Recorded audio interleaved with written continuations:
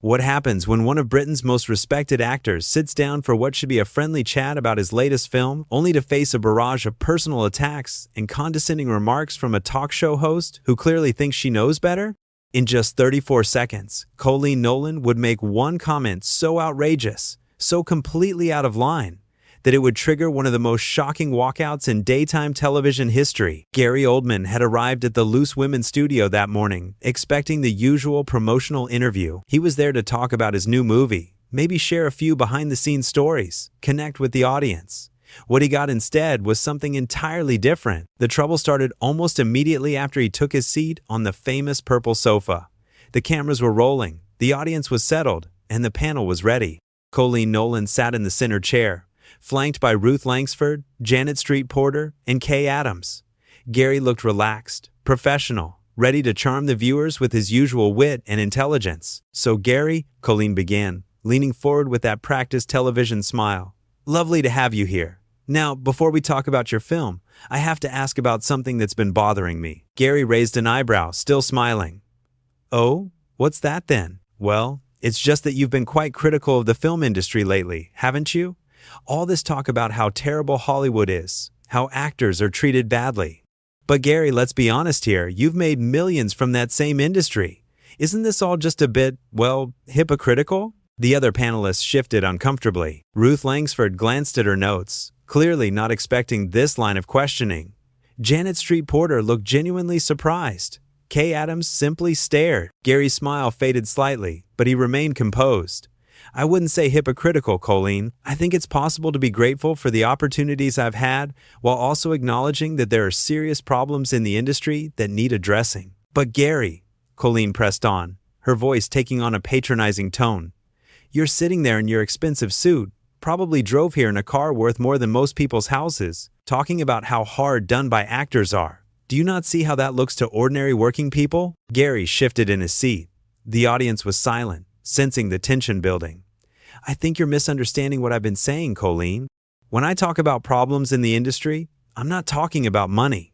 I'm talking about creative integrity, about the way stories are told, about the responsibility we have as storytellers." "Oh, please," Coleen interrupted, waving her hand dismissively. "Creative integrity? Gary, you were in the Batman films. You can't tell me that was about creative integrity." The other panelists looked increasingly uncomfortable. Ruth tried to interject. "Perhaps we should talk about Gary's new film." But Coleen wasn't finished.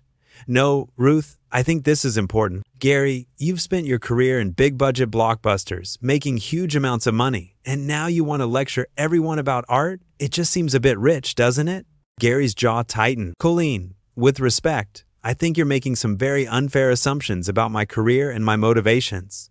The Batman films were excellent pieces of cinema, and I was proud to be part of them. But that doesn't mean I can't also care about other aspects of filmmaking." "But Gary," Coleen continued, her tone becoming more aggressive, "you've been in Hollywood for decades. You've been part of the system. You've benefited from it enormously. And now you want to bite the hand that fed you?" Janet Street Porter finally spoke up.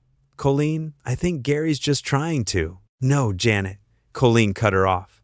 "I want to hear Gary explain this. Because frankly, Gary, it sounds like you're having your cake and eating it too. You want all the benefits of being a Hollywood star, but you also want to be seen as this serious artist who's above it all." Gary's hands clenched slightly on the arms of his chair. "That's not what I'm saying at all, Coleen. I've never claimed to be above anything. I've simply suggested that we can do better, that we can tell more meaningful stories, that we can treat people in the industry with more respect." "More respect?" Coleen's voice rose. "Gary, you've worked with some of the biggest directors in the world. You've won awards. You've been nominated for Oscars. What more respect do you want?" "It's not about me personally," Gary replied, his voice strained but still controlled. "It's about young actors starting out, about writers whose scripts get butchered, about crew members who work impossible hours for little pay." Coleen laughed, a harsh sound that cut through the studio. "Oh, so now you're the champion of the working class? That's rich, coming from someone who probably spends more on a single dinner than most people earn in a month." The audience was completely silent now. Ruth, Janet, and Kay all looked mortified. This was supposed to be a light entertainment show, not an interrogation. Gary took a deep breath. "Coleen, I don't think my personal finances are really relevant to this discussion. I came here to talk about my film, about the work I'm passionate about. I didn't come here to be attacked. Attacked? Coleen's eyes widened in mock surprise. Gary, I'm just asking you some honest questions. If you can't handle a bit of scrutiny, maybe you shouldn't be giving interviews criticizing an industry that's made you wealthy beyond most people's dreams. That's not fair, Gary said quietly. That's not what I've been doing, and you know it. But Coleen was just getting started. The worst was yet to come. You know what, Gary? Coleen leaned back in her chair, a smug expression spreading across her face. I think the real problem here is that you've forgotten where you came from. You've been living in your Hollywood bubble for so long you've lost touch with reality. Gary's eyes flashed. I beg your pardon? Well, it's true, isn't it? Coleen continued, clearly enjoying herself now. When did you last take the bus, Gary? When did you last worry about paying your electricity bill? You sit there talking about the struggles of ordinary people in the film industry, but you haven't been ordinary for decades. Ruth Langsford looked desperately at the producers off camera, clearly wanting this to end. Coleen, maybe we should. No, Ruth, let me finish, Coleen snapped. Gary, I've done my research. You live in a mansion in Los Angeles. You have multiple cars. You probably have staff. And you want us to believe you understand the struggles of working-class people? Gary's voice was dangerously quiet now. Coleen, my background is working class. I grew up in South London. My father left when I was 7. My mother raised 3 boys on her own. I know exactly what struggle looks like. But that was 40 years ago, Gary. Coleen shot back. What have you done lately? What have you actually done to help the people you claim to care about so much? That's not really something I feel the need to broadcast, Gary replied, his composure starting to crack. But since you're asking, I've quietly supported numerous charities, I've mentored young actors, I've used my position to try to make positive changes in the industry. Coleen rolled her eyes. Oh, quietly supported. How convenient. No publicity, no proof. Just your word that you're this great philanthropist. Janet Street Porter couldn't stay silent any longer. Coleen, this is getting a bit personal, don't you think? Personal? Coleen turned to Janet with a look of mock innocence. I'm just asking the questions our viewers want answered. Gary puts himself out there as this champion of the downtrodden, but where's the evidence? Kay Adams finally spoke up. I think Gary's been quite clear about his position. Perhaps we could talk about the new film now? But Coleen was on a roll. You know what really gets me, Gary? You talk about creative integrity, but you've made sequels. You've done franchises. You've taken the easy money just like everyone else. Gary's hands were trembling slightly now. There's nothing wrong with sequels or franchises, Coleen. Some of the best stories ever told have been part of larger narratives. The Dark Knight trilogy, for example, dealt with incredibly complex themes about justice, corruption, and moral ambiguity. Oh, please, Coleen scoffed. They're comic book movies, Gary.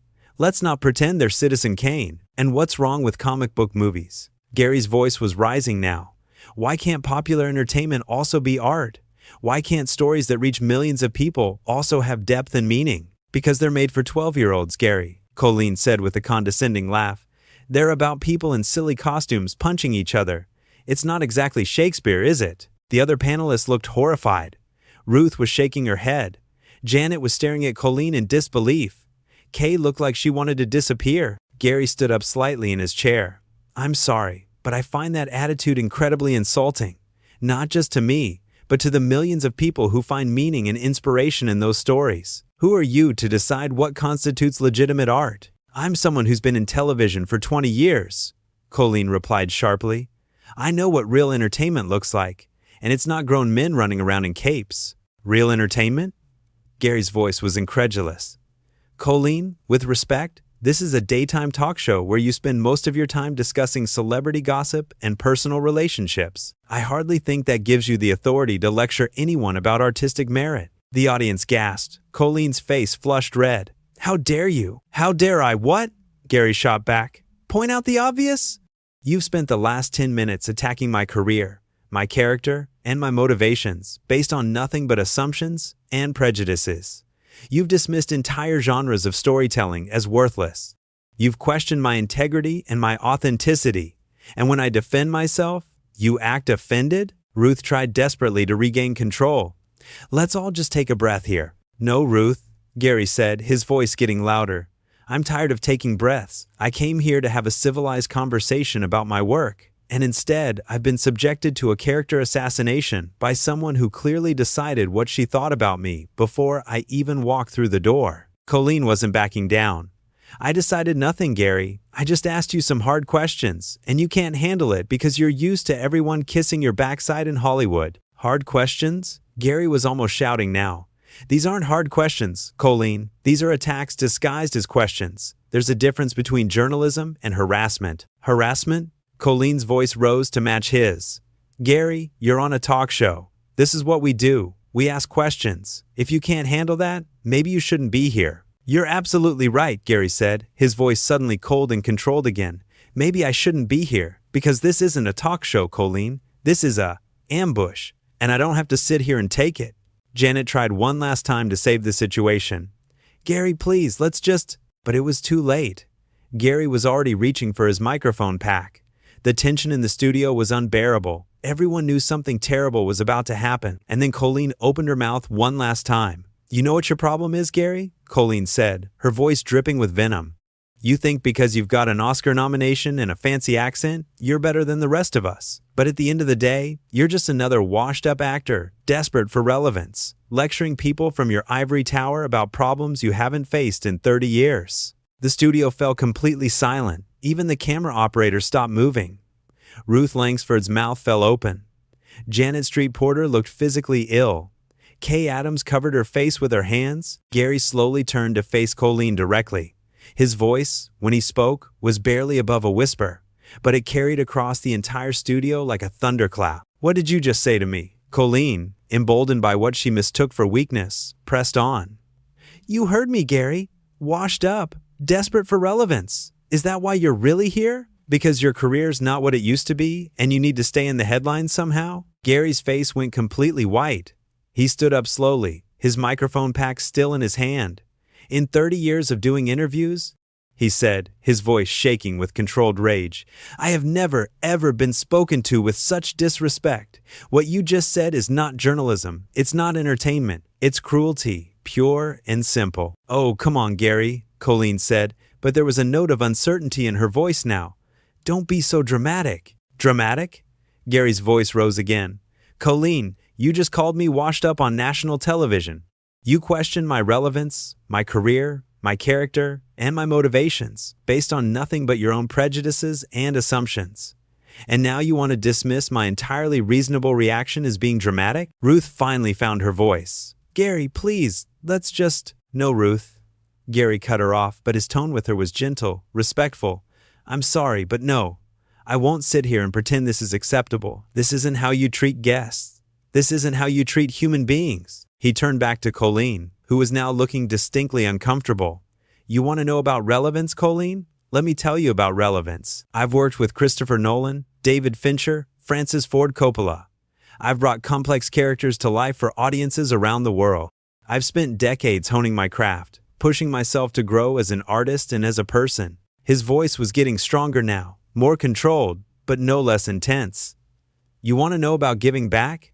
I've mentored countless young actors. I've supported charities that help people get into the film industry. I've used my platform to speak up for people who don't have a voice. But I don't need to justify any of that to you. Coleen tried to interrupt.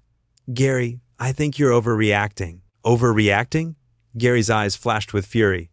Coleen, you've spent the last 15 minutes trying to tear me down for no reason other than your own entertainment. You've dismissed my work, questioned my integrity, and insulted my intelligence. And when I defend myself, you call it overreacting? He began unhooking his microphone. You know what? You're right about one thing. I am better than this, not because I have awards or money or fame, but because I treat people with basic human decency, because I don't attack people for sport, because I understand the difference between asking tough questions and being needlessly cruel. Janet Street Porter made one last desperate attempt to salvage the situation. Gary, we're all colleagues here. We're all in the same business. Gary looked at her with genuine sadness. Janet, with respect, we're not in the same business. I'm in the business of storytelling, of creating art, of trying to move people and make them think and feel. This, he gestured around the studio, this is something else entirely. He stood up fully now, his microphone pack in his hand. Coleen, I genuinely feel sorry for you. I don't know what happened in your life to make you think it's acceptable to treat people this way, but it's not. It's not professional. It's not entertaining, and it's not right." Coleen's face was bright red now. "You can't just walk out, Gary. We're live on television." Gary paused at the edge of the sofa area and turned back to face her one last time. "That's exactly why I can walk out, Coleen. Because we are live on television. Because there are people watching who deserve better than this. Because there are young people out there who might be thinking about careers and entertainment, and they need to see that this kind of behavior has consequences." He looked directly into the camera. "To anyone watching at home, I want you to know that this is not normal. This is not how professional people conduct themselves. You deserve to be treated with respect, whether you're a guest on a television show or just going about your daily life. Don't let anyone tell you that cruelty is entertainment." He turned back to the panel. "Ruth, Janet, Kay, I'm genuinely sorry you had to be part of this. You deserve better colleagues and a better working environment." And then, without another word, he walked off the set. The cameras followed him as he strode past the shocked crew members, past the stunned producers, and straight out of the studio. His footsteps echoed in the sudden silence. For a moment, nobody moved, nobody spoke. The 4 remaining panelists sat in complete shock, unsure how to react. The audience was silent. Even the crew seemed frozen. Finally, Ruth Langsford found her voice. "We'll be right back after this break," she said weakly, and the cameras cut away. But the damage was done. In 34 seconds, Coleen Nolan had destroyed not just an interview, but her own reputation. She had shown the world exactly what happens when entitlement and cruelty masquerade as entertainment. And Gary Oldman, with his dignity intact and his principles uncompromised, had walked away from it all, leaving behind one of the most shocking moments in daytime television history.